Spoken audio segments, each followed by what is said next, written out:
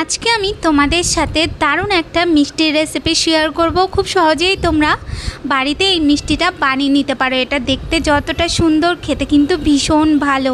তো দেখো, প্রথমে আমি এখানে নিয়ে নিয়েছি ময়দা। এরপর আমি ওর মধ্যে দিয়ে দেবো সামান্য একটু লবণ। তারপর ওর মধ্যে দিয়ে দেবো আমি 3 থেকে 4 চামচের মতন একটু ঘি। এরপর আমি ময়দাটাকে ভালো করে ঘিটার সাথে একটুখানি মিশিয়ে নেব।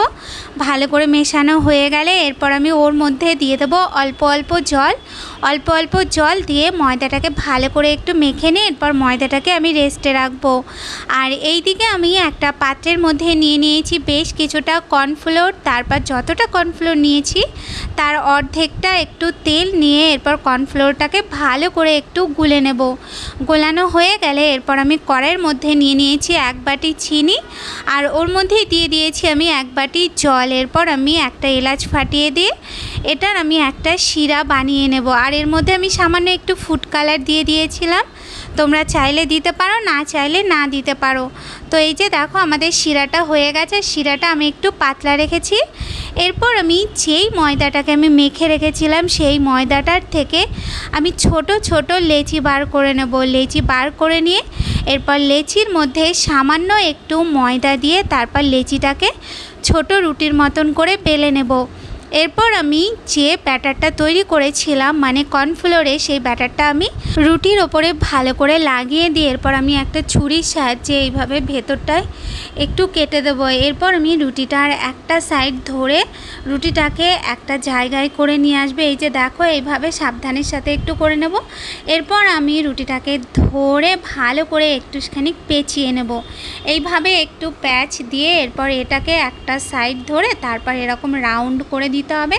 আর লাস্ট যে অংশটা থাকবে সেটা এরকম ওপরের দিকে নিয়ে একটু চেপে দিতে হবে। এই যে দেখো, আর এইভাবেই আমি আর যেইগুলো আছে সবগুলোকে আমি এইভাবে বানিয়ে নিয়েছি।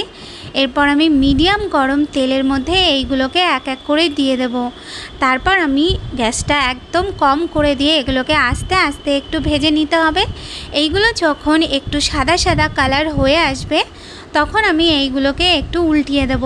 উল্টিয়ে দিয়ে বেশ কিছু সময় ধরে এগুলোকে ভেজে নিতে হবে যতক্ষণ না এগুলোর ব্রাউন কালার চলে আসে।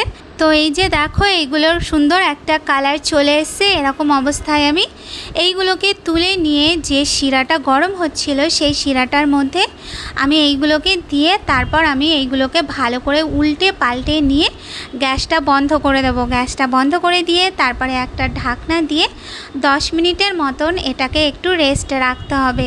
তো এই যে দেখো, আমাদের লাচ্ছা মিষ্টি একদম তৈরি হয়ে গেছে। এটা দেখতে যতটা সুন্দর, খেতেও কিন্তু ভীষণ ভালো। তোমরা খুব সহজেই বাড়িতে এটা বানিয়ে নিতে পারবে। এটা বানাতে কিন্তু খুবই সোজা।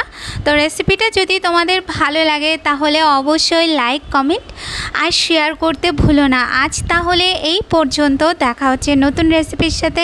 টাটা।